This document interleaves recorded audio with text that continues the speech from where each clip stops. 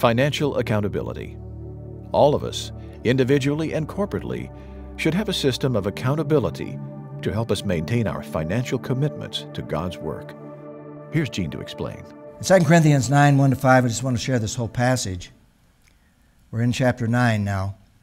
These flow right together. Now concerning the ministry to the saints, he's talking now about this offering and collection. It is unnecessary for me to write to you, for I know your eagerness.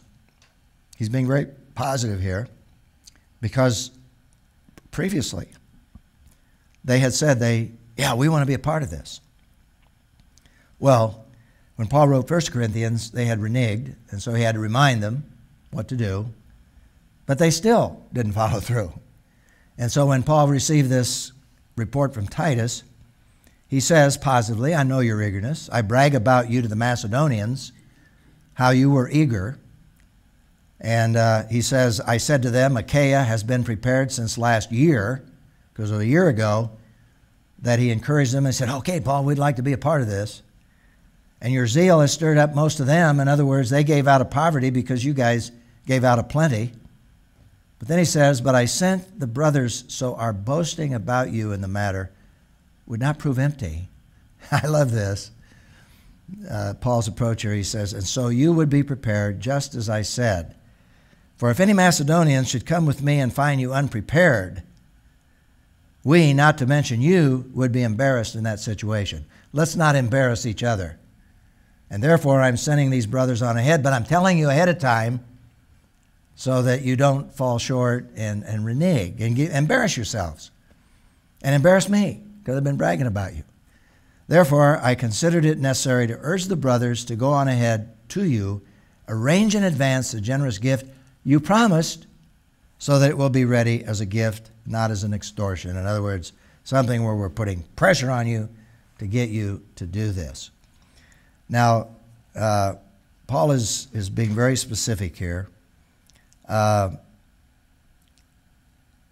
me just review for you, sort of in bullet fashion, his system of accountability here. This takes us back into chapter 8. But number one, Paul sent Titus to help them complete what they'd promised. He'd already done that. Number two, he wrote a personal letter encouraging them to finish the task. Makes reference to that. And 2 Corinthians is that letter. He sent the brothers ahead of time to make sure they had collected the money before he arrived. We just read about that.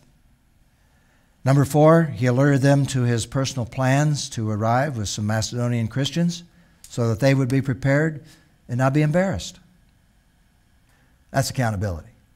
A system of accountability in this particular situation. And the principle really says we need financial accountability, all of us, individually, corporately. We should have a system of accountability to help us maintain our financial commitments to God's work. And I raise the question, what are some appropriate ways spiritual leaders in our churches today can help us to be accountable? Well, one of the things that really came to me is we need biblical teaching on the subject. We need biblical teaching that is accurate on the subject, not manipulation. We need straightforward teaching. We need teaching without apology. It's unfortunate when pastors have to apologize for speaking about a subject that is pervasive throughout Scripture. That just shows that people intimidate people who speak on the subject. They intimidate them, so you have to apologize. Why are they intimidated? Because people are resistant. And so consequently, this is just an issue that we need to deal with, and people need to be taught, but not manipulated. Although sometimes, if you read Paul, he comes very close to manipulation. Depending how you define manipulation.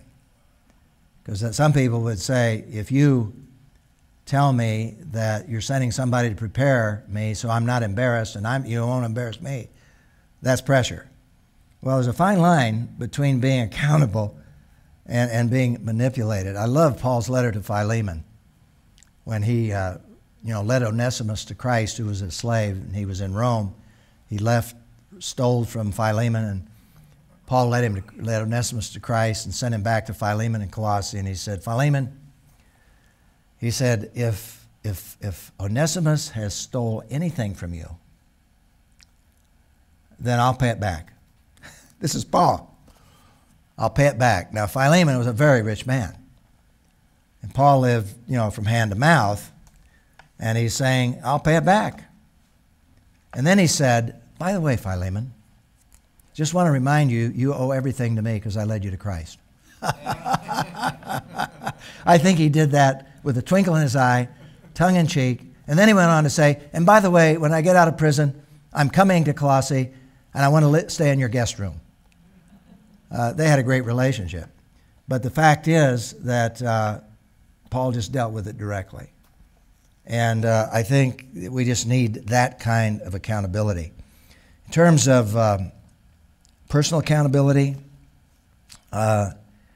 we just all need it because we may respond enthusiastically like the Corinthians. There's a need, but we don't follow through. We have good intentions.